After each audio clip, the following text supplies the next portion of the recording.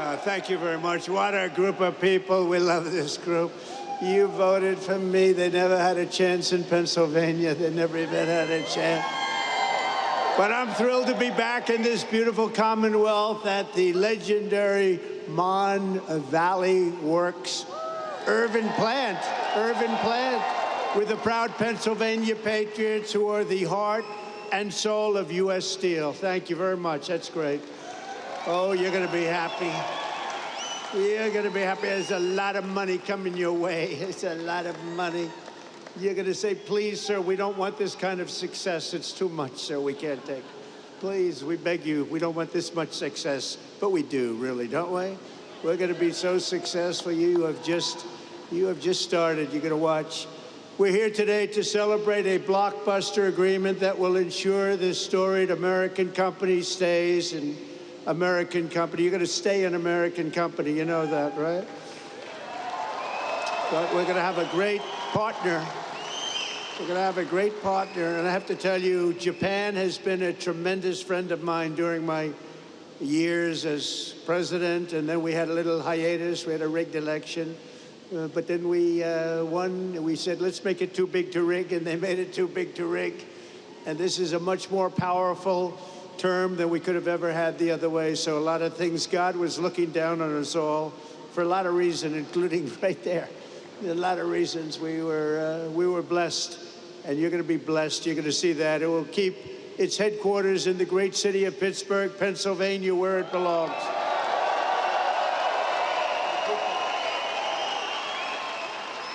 For generations, the name United States Steel was synonymous with greatness, and now it will again be synonymous with greatness. That's what it's going to be.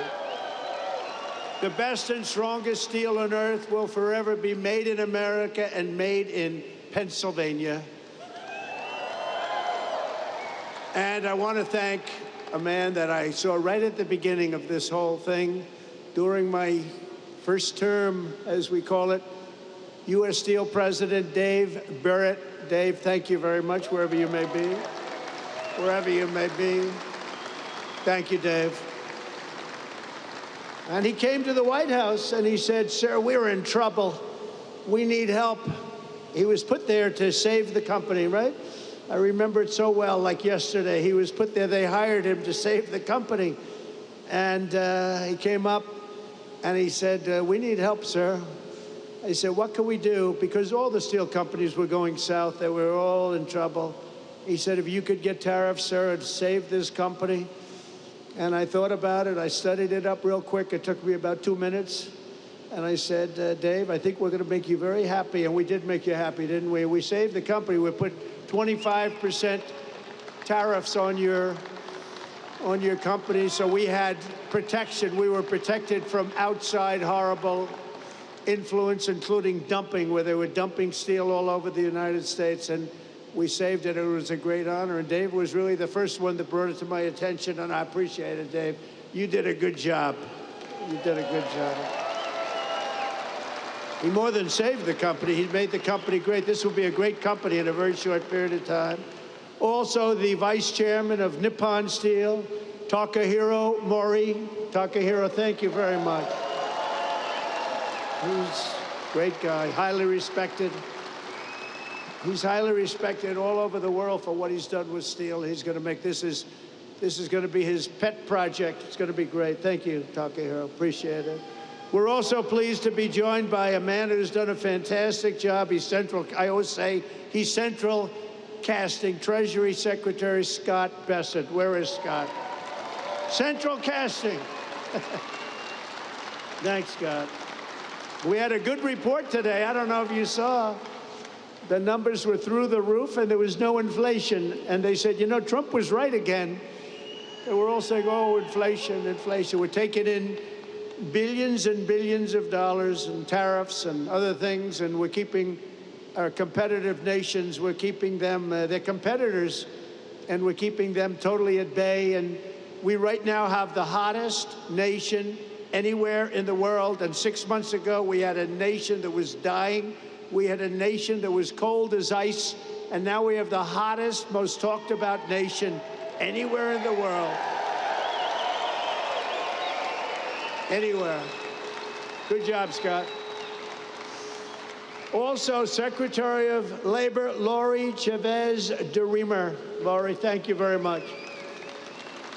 Highly recommended by the Teamsters and a couple of others, I have to tell you. And I said, I'll take that. I'll take that. But she's been fantastic. Also, we have some incredible congressmen and women. Mike Kelly, where's Mike? Mike, he's wearing a shirt today. A lot of times he doesn't. If it's cold, he doesn't wear shirts. Thank you, Mike. Dan Muser, who I hear is going to maybe be running for governor. That's what I hear. I hear there's a rumor about that.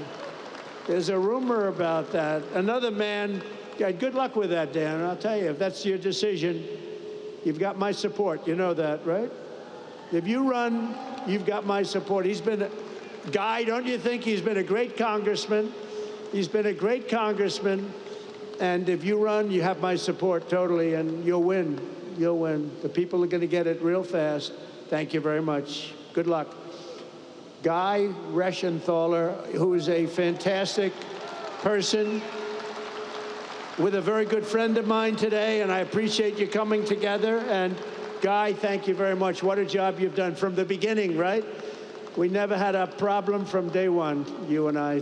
Thank you very much, Guy. Great job. Mike Ruley. You know Mike? Where's Mike? Mike? Thank you, Mike. Great job you're doing. Thank you. Really, really good. And another friend of mine, a great hockey player, actually, Pete Stauber. Pete, thank you. What a great hockey player. He was the real deal, right, Pete? He'll even admit it. He's going to admit it. Pennsylvania Senate President Pro Tem Kim Ward. Thank you. Good job, Kim. Good job. Thank you. A woman who's an incredible writer, actually. She understands what they call the Rust Belt. We won't be able to call this section a Rust Belt anymore. It'll be a golden belt. It'll be a golden dome, right? It'll be part of a golden dome that we're building to save everybody's lives. But this is a woman who's really fantastic. She's a brilliant writer. She just got signed up by, of all groups, the Washington Post. That's big time. Selena Zito. Where's Selena? She's around here. Selena, thank you. She understands you people and me better than we do. She understands us, and she got it right from the beginning with Trump, didn't you, Selena? She said right early on, guess what? He's going to win. That was when people were saying, really, is he running? He's only doing this for fun. She said, no, he's going to win. And I wouldn't say it's fun, but boy, are we doing progress, right? We're making big progress. So you have a couple of people here that I wanted to introduce because, you know, being a guy that's watched a lot of football, this man had tremendous courage. He had a lot of grit. And everybody knows he wasn't the largest person on the field at all, but he was, in many ways, the most courageous. Rocky Bleier. Rocky. Come up here, Rocky. Come up here. Come up here, Rocky. Come up here, Rocky. He's such a great heart. Come on up here, Rocky. Wow. And two other people I want to bring up because I'm a fan of your Steelers. And I happen to think a really good quarterback is a man named Mason Rudolph. And I think he's going to get a big shot. He's tall, he's handsome, got a great arm. And I have a feeling he's going to be the guy. So Mason Rudolph, come up here. And also a safety who's an absolute killer, Miles Killebrew. Do you know Miles? Come on up here, Miles. Come on up here, fellas. What a team, huh?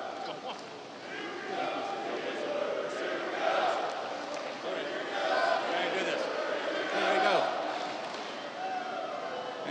Mr. President, on behalf of U.S. Steel and to the people of Pittsburgh, more importantly, though, to all the Steeler fans that are here this evening, I have the honor of making you an honorary Pittsburgh Steeler and would like to present to you your jersey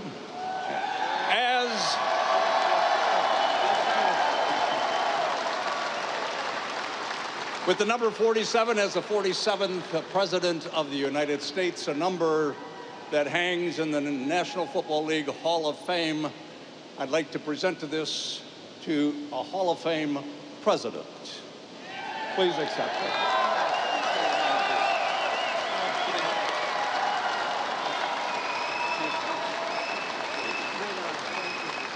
Come on, say something. Come on. Listen, I'm honored to be here with a great Steeler legend like Rocky Bleier, somebody who fought for our country in Vietnam and came back and played some great football with the black and gold. Awesome to be here, a part of this big investment in Pittsburgh. Go Steelers.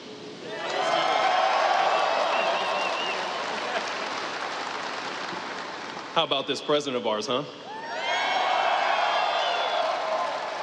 Just wanted to say God bless you, President Trump, and God bless you, Pittsburgh. Thank you.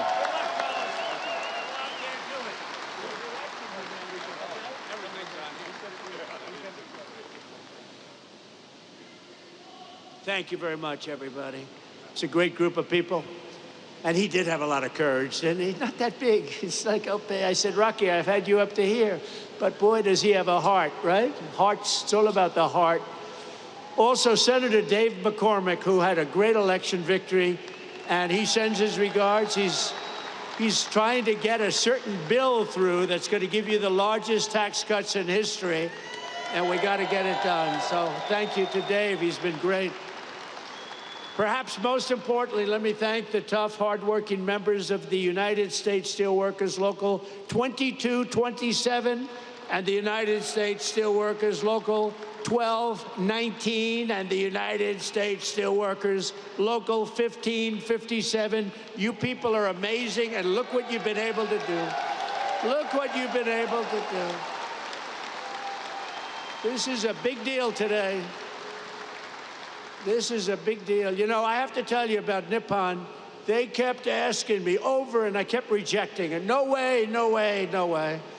And after about 4 times, I said, you know, these people really want to do a great thing. They really want it. And they're putting up, you know, billions of dollars, and they're going to do this plant and other plants, and it's great, and you're going to have control. You're going to maintain control. And nobody would put up money like that. And every time, Dave, I think you'll say, every time they came in, the deal got better and better and better for the workers, because I didn't give a damn about anybody else, if you want to know the truth. And the rest of them, they'll take care of themselves. But for the workers, and I have no doubt that Nippon and Dave and everybody else, we're all working together. They're not going to be in Washington. I'm going to be watching over it, and it's going to be great. But there's unbelievable spirit for what you're doing. And I'm telling you, you're going to find out that the great people of Japan, and we love them. You know, Shinzo Abe was my friend. He was a great Prime Minister of Japan. And unfortunately, he's no longer with us. You know what happened with Shinzo. But he was a great friend of mine, an amazing man. And it's an amazing country, and you're going to have a tremendous relationship. So thank you very much. We very much appreciate it. Very much appreciate it. For more than 124 years, the men and women of U.S. Steel have poured the molten metal and forged the tempered beams that built America's railroads, bridged mighty rivers, and raised up towering skyscrapers like the ones we have in New York.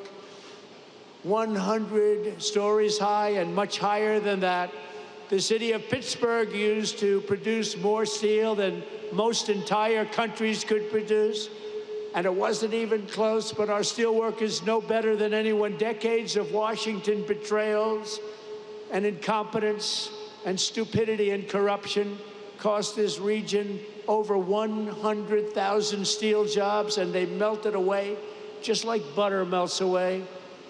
Between the year 2000 and 2016, more than half of all the jobs in Pittsburgh's iron and steel mills were obliterated. They were just absolutely taken away. Just taken away like you take away candy from a baby. When I came into office 8 years ago, I proclaimed a simple but crucially important principle. If you don't have steel, you don't have a country. You don't have a country. You can't make a military. What are we going to do? Say, let's go to China to get our steel for the army tanks and for the boats and ships. A strong steel industry is not just a matter of dignity or prosperity and pride. It's above all a matter of national security, and it is.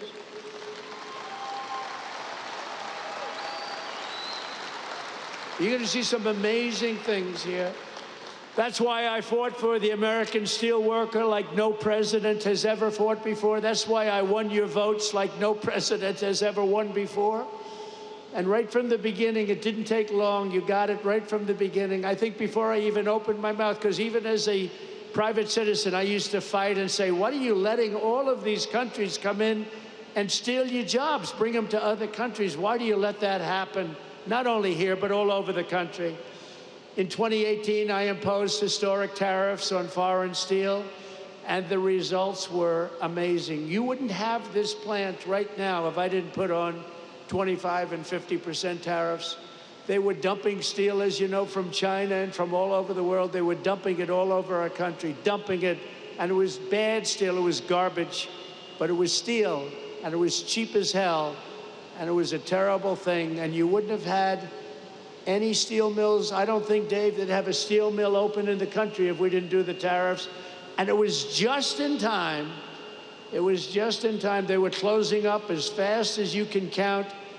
In a few short years, domestic steel production surged by more than 10 million tons. Imports from your foreign competitors dropped by 24% almost immediately. And more than $15 billion of investment poured into American steel throughout the United States, all because you had a president who stood up for our steel workers and put America first. I'm very proud of that one. Stood up for everyone else, too.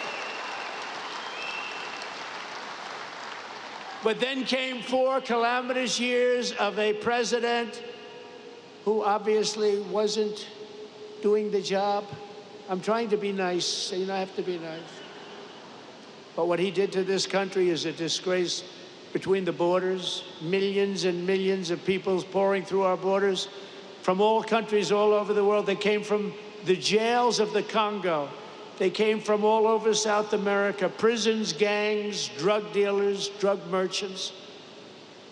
They came from mental institutions, the mentally insane. They were pouring into our country by the millions. They allowed this to happen to our country. But we're moving them out, or we're moving them out fast, or we're bringing them back to where they came from. We're having a lot of problems with the liberal judges in courts, the radical left crazy judges that, you know, they come in without courts. They pour into our country totally unvetted and unchecked. Nobody checked them. Nobody had any idea who they were. 11,888 of them were murderers. 50% of those over 11,000 people that were murderers, 50% murdered more than one person. And these people were allowed to come into our country by the Democrats, and you can never forget what they've done. And it's a single, we've beaten inflation. Look at what we've done. Look at the numbers that came out. The prosperity, now everything is good. First time ever, right track, wrong track. We're on a right track. First time in 28 years. But they allowed that to happen. I built almost 700 miles of wall. If we didn't have the wall, we could have never done what we did. Over 700 miles, but still they came because they didn't want to finish. They didn't want to close up any gap, the gaps that we had to keep so that we could get our equipment out, so we could get through. They didn't want to put up the final stages. It would have taken 3 weeks to put up the final stages. They said, no, we don't want the wall built. And I thought they were kidding, but they weren't. They wanted open borders, and what they let into our country can never be forgotten. The last administration granted tens of thousands of job-killing tariff exemptions to your foreign competitors. So they were afraid to take down the tariffs that I imposed because it was so good for our country, so much money. But what they did do, think of this, they gave exemptions, and they were so broad and so deep. And I guess you saw that, but the exemptions that they gave allowed foreign competitors to come in and steal our industry, steal our jobs, and bring them back home, and bring them home by the boatload. Crippling imports of foreign steel skyrocketed over the last 4 years like you have never seen before by over 30%. That's an incredible, crazy number. And imports of steel and rebar from Mexico exploded by more than 1,000%. We were getting our steel from Mexico. We were getting our steel from Canada. We were getting our steel from every place, but right here, it was then that we announced the crown jewel of our steel industry, U.S. Steel, was being sold into foreign hands with no protections for our great steel workers. And I said, there's no way we're going to let that happen. When I was watching over you, you don't even know it, I was watching over you. Tell you. Best people. You're the best people. You built this country. You know, you people built this country. You people and others like you built this country. By the time I came into office, many feared that the Mon Valley would lose up to 3,000 steel jobs, that U.S. Steel would close, and it was a fixture of the Pittsburgh skyline. It may never live for another week. We had times we thought we were going to live. You weren't living for another week. But I promised the people of Western Pennsylvania that I would never, ever let that happen. And as president, I kept that promise. Boy, did I keep that promise.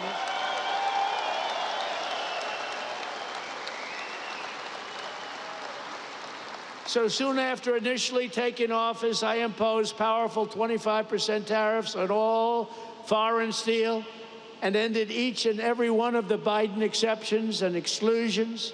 And today I have a major announcement. And are you ready to hear this? This is on behalf of Scott, Secretary of Treasury, Howard Lutnick, Secretary of Commerce, and all of the great geniuses and people we have working, and they are smart, but I don't think you'd be a good steel worker, Scott. I'm sorry. We're going to have to put a little more muscle content into that guy. But he's great. He's great at what he does. We are going to be imposing a 25% increase. We're going to bring it from 25% to 50%, the tariffs on steel into the United States of America, which will even further secure the steel industry in the United States. Nobody's going to get around that. So we're bringing it up from 25%. We're doubling it to 50%. And that's a loophole. And by the way, I have to tell you, I believe that this group of people that just made these investments right now are very happy, because that means that nobody's going to be able to steal your industry. It's at 25%, they can sort of get over that fence. At 50%, they can no longer get over the fence. So congratulations to everybody and to you for making a great deal. You just made a better deal, right? I said to the group, would you rather have a 40% increase? Because I was thinking about 40 when I came. I said, would you rather have a 40% or a 50%? They said, we'll take 50. I said, I had a feeling you were going to say that. So congratulations. Also, congratulations to Dave, because you got this whole thing started. Congratulations. Great job. Great job. The people here understand the word tariff, and you understand it better than the people on Wall Street. But now the people on Wall Street are finding out. They're saying, wow, you know, Trump was right. You saw today they had an announcer, Joe Kiernan, CNBC, Maria Bartiromo, who's so fantastic on Fox Business. And they were saying, you know, Trump was right. Look at these numbers. The numbers got released today at 8 o'clock in the morning, and it showed no inflation and tremendous income jumps for workers and for the people of our country. And they go, wow, he was right. He was right. But you knew that. You knew that before Wall Street. The workers knew that. We don't want America's future to be built with shoddy steel from Shanghai. We want it built with the strength and the pride of Pittsburgh. It's Pittsburgh steel, it's U.S. Steel, and it's going to be something even more special when you get all that billions of dollars of new equipment that they're going to be investing right here. Billions and billions of dollars. Since I imposed our steel tariffs, and you know, I said that tariff to me is the most beautiful word in the dictionary. I love the word so much. I've always loved it. For 40 years, I've loved it. For 40 years, I didn't understand why people weren't in this country using tariff. They use tariffs to kill us. They use tariffs to take our businesses, not only steel, other businesses too. And we never knew how to use tariffs back because we had people in the White House that either didn't care or weren't very smart or both. And it really starts with the White House. It's very simple. It starts with the White House. But I said, it's my favorite word in the dictionary, the word tariff. And I got slaughtered in the fake news. I got killed. They said, what about love? What about wife and family? What about God, they said. So they made the word tariff be my fourth favorite word. And now I have no complications. It's my fourth favorite word. God, wife, family, all of the different things, but they did. It's not even believable. I said, tariffs is my favorite word, and I got slaughtered by these people. But we've had a lot of fun. We've jousted for a long time with the fake news.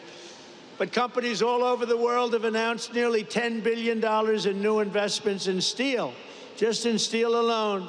But the Nippon investment we're announcing today blows them all away with a record-setting, and this was just heard of. We just came out a little while ago. $14 billion commitment to the future of this company. That is the single largest investment. That's the single largest investment of any kind in any industry. So not only steel, go all the way back. You go into fracking, you go into anything you want to go into because you're a good fracking state too. We love fracking, by the way. But think of this, the largest investment of any kind in the history of the Commonwealth of Pennsylvania, and we also will be the largest investment in the history of American steel industry. There's never been a $14 billion investment in the history of the steel industry in the United States of America.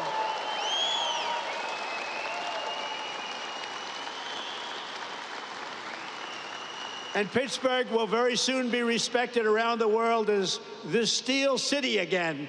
So I want to congratulate you.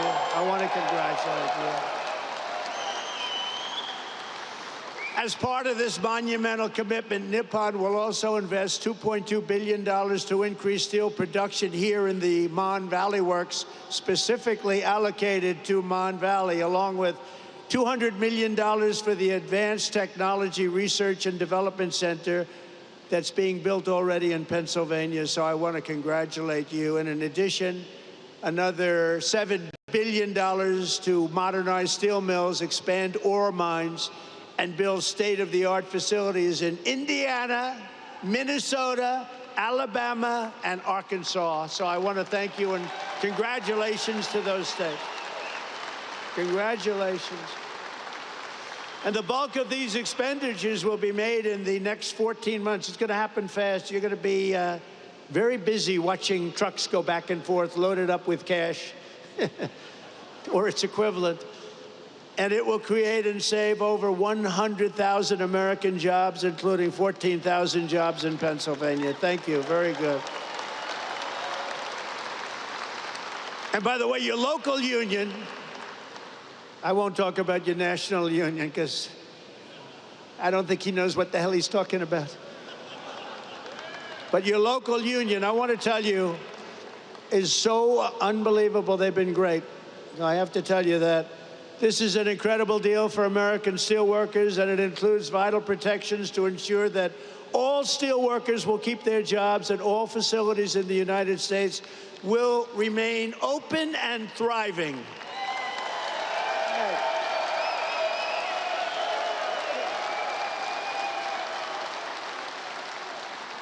U.S. Steel will maintain.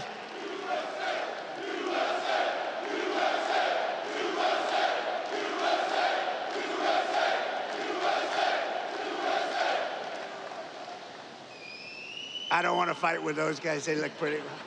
I'll never fight them.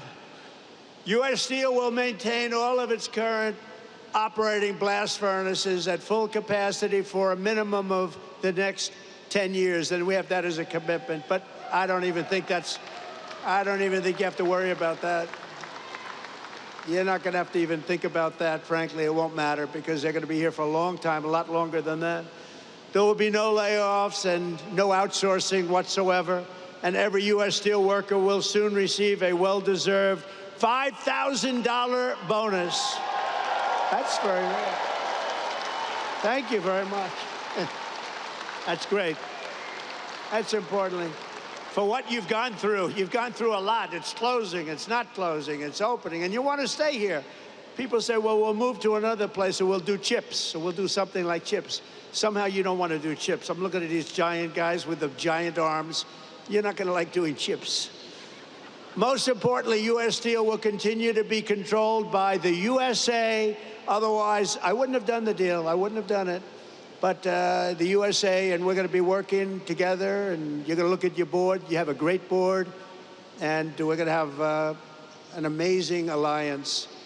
In this audience are many of the incredible workers who will really be bringing our steel industry roaring back to life, and it's going to roar, including a man who has supported me from the very beginning, the founder and steelworker of Steelworkers for Trump. In this area, I have some of these guys, they're great. And I had somebody in Michigan that was so great. I love that guy. And I love this guy. He's been with me from the beginning. Brian Pavlik. Brian, come up here. Come up here, Brian. Brian's been with us from the beginning. Oh, look at him, big guy. Thank you, Brian. Appreciate it. Thank you. Oh, yeah. Yes, you did. It's a great day to be an American steelworker. It's an honor to be on the stage with my hero and the greatest president ever, Donald J. Trump.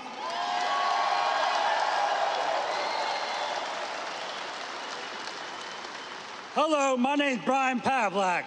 I'm a third-generation steelworker and the president and founder of Steelworkers for Trump.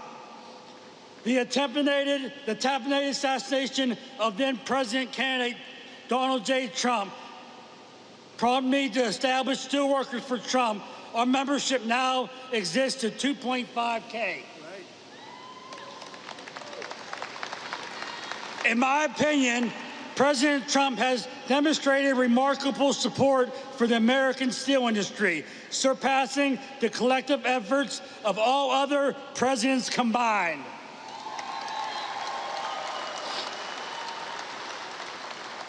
Through tariffs, he has fought to keep steel being made in America rather than being dumped onto us by China.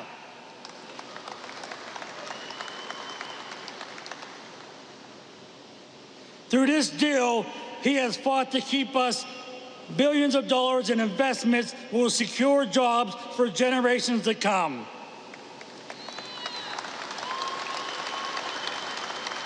Thank you, President Trump, for your commitment to revitalizing the American steel industry and restoring its greatness and in making American steel great again.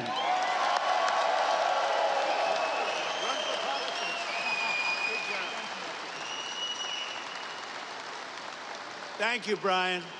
Great guy. And he was with me right from the beginning, I think, Brian, right from day one, and I appreciate it. We won't forget it either. So let me also bring up real fast a few guys that I met backstage that I was very impressed with. Jack, Jason, Scott, Donald, and Kurt. Come on up here, fellas. Get up here. Come on up here. These guys are great. Come on. They're happy people. Thank you. Thank you. Say a couple of words? Go ahead, say a couple of words. Go ahead. Thank you, Mr. President.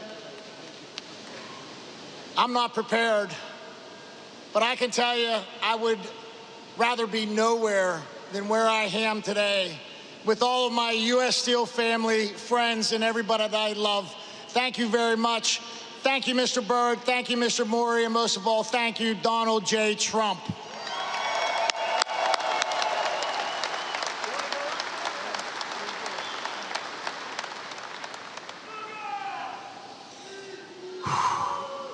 We did it. I want to thank everyone for coming. Today is a great day. For those of you who don't know me, my name is Jason Zugai. I'm the former president, current vice president of Local 2227, and I've worked at this great plant for 28 years. I'm a third-generation steel worker working for U.S. Steel, and by the way, I'm damn proud of that.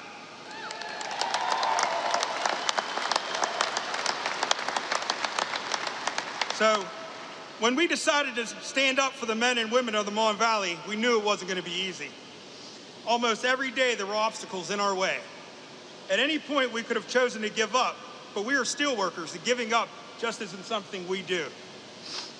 These investments will ensure steel will be made right here in Pittsburgh for years to come. And I want to take this time to thank a lot of people that were crucial to getting this partnership to the finish line. First and foremost, I want to thank God for giving me the strength, courage, and wisdom to fight day after day. I want to thank my family for their support.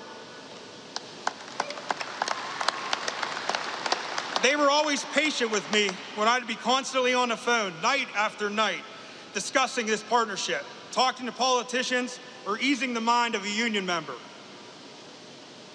I want to thank Jack Maskell. We've been together from the beginning through this.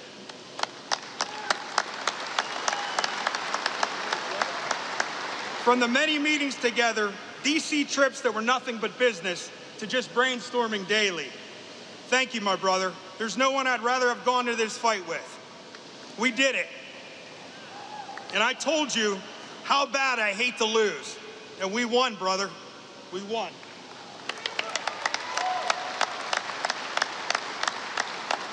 To the guys from Clairton and ET that fought side by side with us from the beginning, it was an honor, and I'll never forget our journey. I want to thank the local mayors who have stood toe-to-toe with us from the beginning. We greatly appreciate it.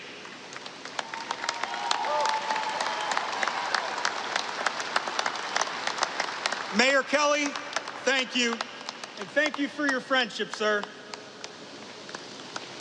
I want to thank my union brothers and sisters for believing in us and trusting us to get this done. My campaign slogan when I ran for office was, "I will fight for you." I hope that I've proven that to you. It was my honor.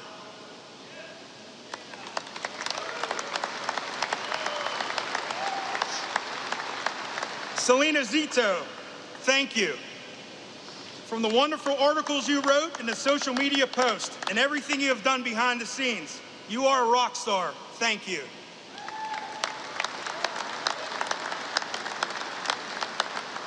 Senator Kim Ward, thank you for fighting for us as hard as you did. You were one feisty lady, and I say that with the utmost respect, and we appreciate it. The state of Pennsylvania and your constituents are so proud to have you represent us. Thank you. Chris Hall, just a small-town guy from Chalfont that made it out and wanted to give back to his community. Thank you for your words of wisdom and unwavering support for your community. You did a good thing.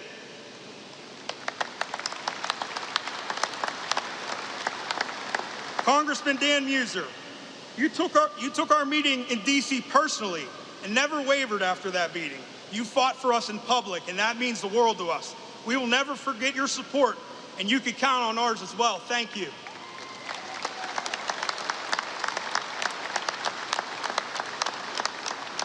Mr. Maury, I love this guy.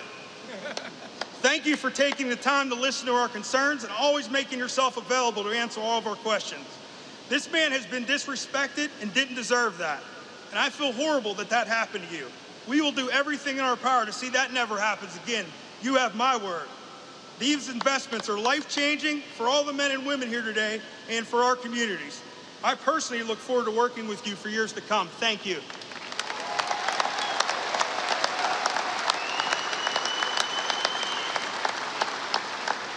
I want to thank the men from New York and DC that called me every day. Every day. They gave me breaking news, advice, and guidance through this process. You might have been behind the scenes, but you definitely had a hand in getting this partnership to the finish line. Paul, Curtis, Chris, thank you.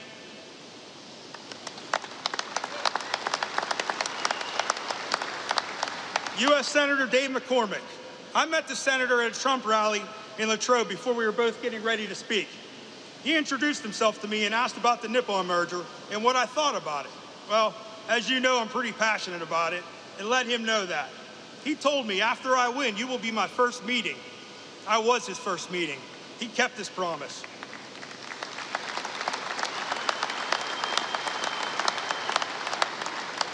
He asked all the tough questions during the meeting, and he asked and he gathered the facts. We met again last week to touch base, and he took it from there. Without his help, this partnership doesn't get done. Thank you, Senator, from the bottom of my heart. And last but not least, President Trump. What can I say? I never doubted you'd be there for us when we needed you. When our international endorsed tariffs, we decided to take a stand for what we believed was right. That was to come out publicly and boldly in support of you. Although we aren't public speakers, we tucked our fears aside and did what any proud American would do. We thank you every day for risking your life and laying it all on the line for this country.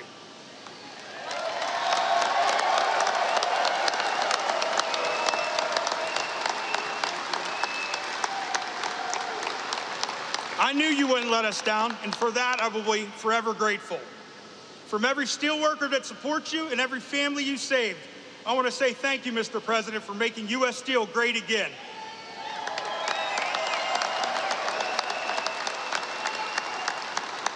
God bless America. God bless U.S. Steel. Thank you.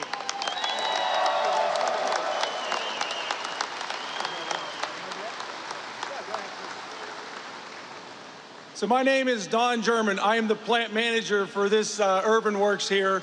I had 35 years with U.S. Steel. I'm a first-generation U.S. Steel worker. It is an honor to host you, Mr. President, today.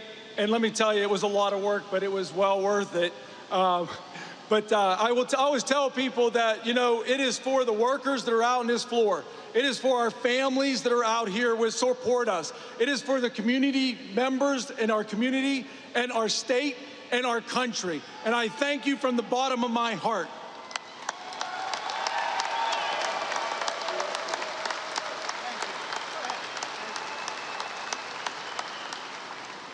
Good afternoon. As you know me, I'm Kurt Barshik. I'd like to tell Mr. President, the day I started at U.S. Steel, my supervisor at the blast furnace told me, "Kid, what are you doing here? Do you think this mill will be here?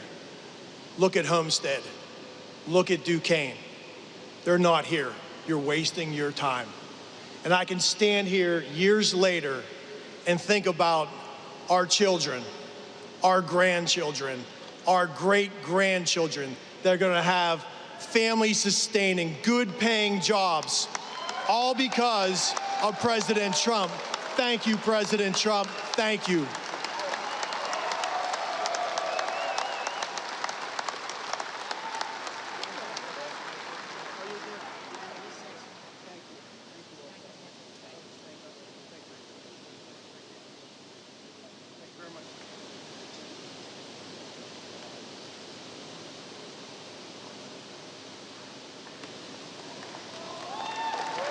Great people. These are great people. I want to just say, I mean, I just saw them. I think this is their 156th rally. I don't know what the hell their husbands are doing, but they come from North Carolina, the beautiful women of North Carolina. They're over here, and I just want to thank them very much for being here with us. It's been unbelievable. This is 126 or something like that. And, you know, they're happily married from what I understand, but I'll tell you what, that must be a little bit of a strain on the relationship. They've followed me all over the world for 9 years now. I go to so many rallies, and we appreciate it. It's called love, and there's so much love in this room. It's incredible. The men and women here today, they work every day to keep America powerful and strong, and for decades you watched as one globalist politician after the next sold you out and sent your dreams to China. and to many other foreign countries, but now you finally have a president who's working for you and fighting for you, and we're going to be watching over you. This is going to be so successful. You're going to be so proud of this. This is going to be a very big day. I hope it's going to be one of the biggest days in your life. I don't want it to be the biggest, you know. You got married, you had children. I guess we got to give that to them and give that to you. But this is going to be truly one of the biggest days in your life. I feel sincerely, I have such confidence in this group of people. Since my election, we've created nearly 500,000 new jobs, including 10,000 manufacturing jobs, and those numbers are going through the roof. We're going to have close to $11 trillion invested in new investments in the United States, and you can look at other years. There's never been anything like that. And by the way, that's essentially in 2 months, not 4 months, because it took me a little time to get acclimated. But over the last 2.5 months, we're over $11 trillion is going to be coming. Apple is spending $500 billion to invest in America, not in China. NVIDIA, $500 billion. TSMC, if you look at this one, TSMC, and this is a company the biggest in the world for chips, $200 billion at least. Amazon, $4 billion. Johnson & Johnson, $55 billion. Merck, Stellantis, General Motors are putting in billions and billions of dollars. We have it all done. It's going to be all with very little inflation. In fact, it was 2.1% in April, way down. You went through inflation that was probably the greatest inflation in the history of our country over the last 4 years. And now we have it down to around 2%. Grocery prices are down. Mortgage rates are down. Energy prices are down. And gasoline prices over Memorial Day weekend were the lowest they have been since 2003. Think of that. In fact, in a couple of states, gasoline, $1.98 a gallon. When have you heard that number lately? Income soared in April, up 0.8%, almost triple expectations, and we achieved the largest drop in consumer prices and the largest increase in consumer confidence since the pandemic, and actually probably about 20 years before the pandemic. Last month, we also cut the trade deficit in half, and that's the story of today. They can't believe it. The numbers just came. We cut, before we even get started, actually, we cut it in half, the trade deficit. And very importantly, have stopped the invasion of illegal aliens who are undercutting your wages and stealing your jobs. You saw that last month. 99.999%. Can you imagine? That was our cut. It's been, the border is closed, but it's open, and it'll always be open to people that want to come into our country legally. We want to have people come in legally, but we don't want to have them come in the way they're allowed to come in. We've ended the flood of criminals, gang members, murderers, drug dealers, and human traffickers, and we're sending them back to the places from which they came. And the future of American workers is only getting brighter. I said before, and I'll say it again, we have the hottest country right now in just 4 months. But actually, you have to go back to November 5th. Since November 5th, that was election day, we had the greatest election victory, they say, in 129 years, the most consequential election in 129 years. I don't know what 129 years was, but we'll check it out later on. We'll find out. Must have been something pretty good. But we have the most consequential. We won every swing state. We won the popular vote. We won the districts, 2,750 to 505. We're doing a job, and you're doing a job, and it's only because of you that we could have had that success. We're right now on the verge of passing the largest working class tax cuts in American history. We got to get that beautiful, big bill, beautiful, beautiful as it is.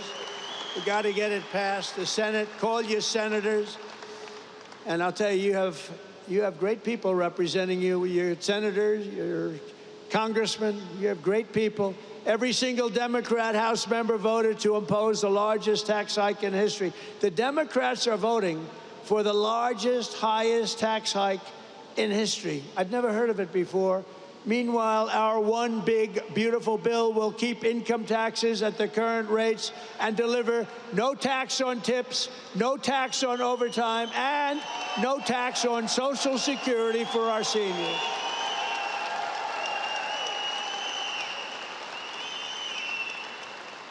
And we're going to make the interest payments, as you know, on cars.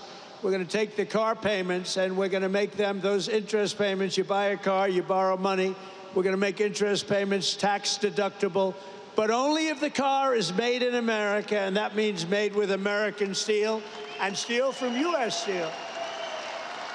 And we're permanently expanding the child tax credit, and we're creating a special Trump account for every newborn child, starting them off with a $1,000 credit to be invested over the course of their life. A little baby is born, they're going to start off with $1,000. And if we do a good job of investing their money, we're going to go with one of the investing guidelines. Who the hell knows if they're any good, but they have a chance to be very rich. It's going to be very cute to see. We're going to follow it very closely. And critically, the bill includes the largest reductions to wasteful spending in a generation or more, slashing more than $1.6 trillion in waste, fraud, and abuse.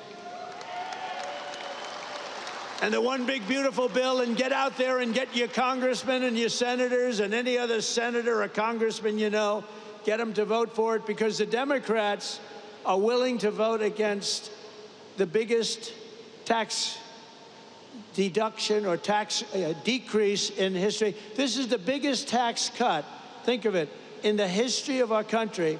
If it doesn't get approved, you're going to have a 68% tax increase. Lots of luck. And the Democrats would rather have you have a tax increase, think of that, of 68%. They would rather have that happen than vote for a bill where you get the biggest tax cut. So there's something wrong. You know, all my life I grow up, I watch politics, and I've always watched politicians say, we will cut your taxes, we will cut.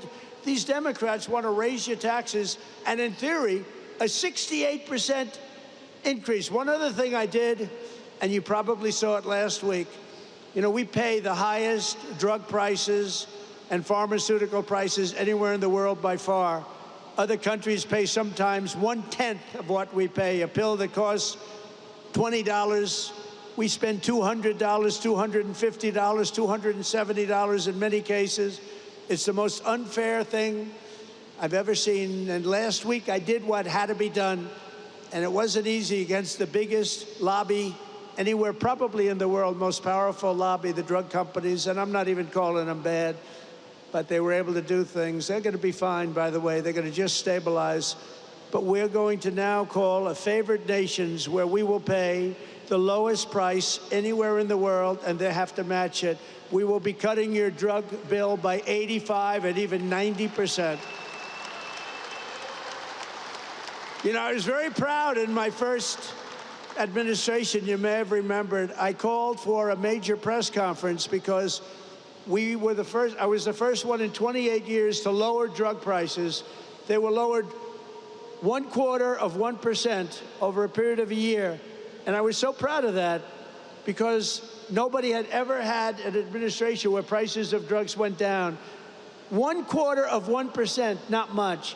Now we're going to be lowering your drug costs by 90%, by 85%, by 75%, by numbers that nobody's ever heard of before. We will be paying equal to the lowest price of drugs and pharmaceuticals anywhere in the world. Have fun, because that's a lot of money. That's going to bring down Medicare. It's going to bring down the cost of, think of it, Medicaid. It's going to have an effect on everything, but it's going to have the biggest effect on your wallet. You're going to be saving a tremendous amount of money, and nobody else would do that but me.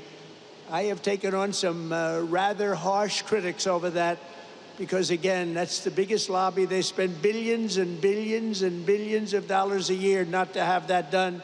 But I said it's really time to do it. So you're going to have the lowest drug prices anywhere in the world.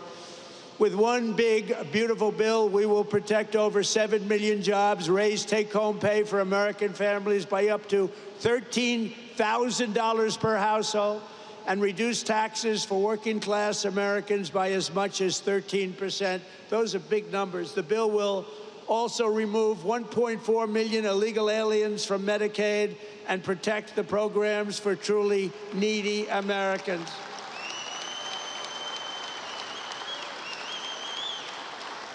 And it includes funding to hire 3,000 new Border Patrol agents and 10,000 new ICE agents.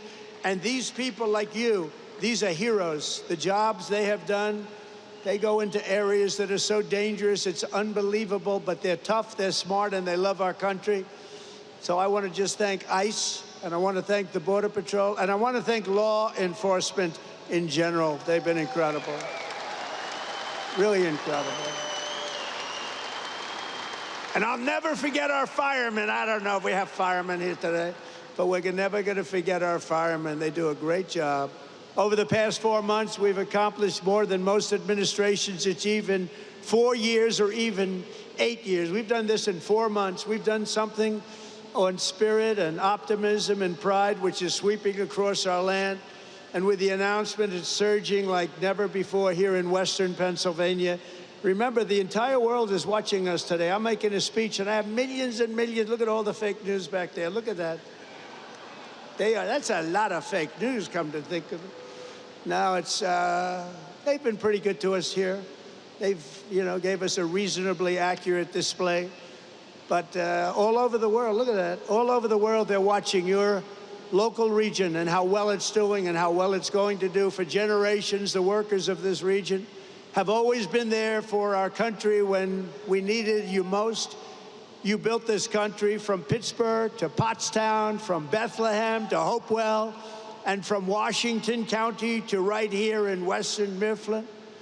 The foundries and blast furnaces of Pennsylvania have smashed foreign armies, strengthened the hulls of the world's greatest navy, raised up majestic cities, won 2 world wars, and made America into the richest, strongest, and most powerful country on the face of the earth. And it's suffered greatly over the last 4 years, but we're going to get it back, and we're going to get it back fast. It's almost back already. It suffered, though. It suffered. I'm not going to make any excuses. It suffered with incompetent, radical left lunatics. But under our leadership, we're making it richer, stronger, and more powerful than ever before. And that's why I want to thank you very much. And thank you, Prime Minister, and thank everybody. They all knew what was happening here. With the help of patriots like you, we're going to produce our own metal, unleash our own energy, secure our own future, build our country, control our destiny, and we are once again going to put Pennsylvania steel into the backbone of America like never before. The golden age of America has only just begun, and together we are going to make America great again, greater than ever before. Thank you very much, Pennsylvania, and God bless America. Thank you very much. Thank you.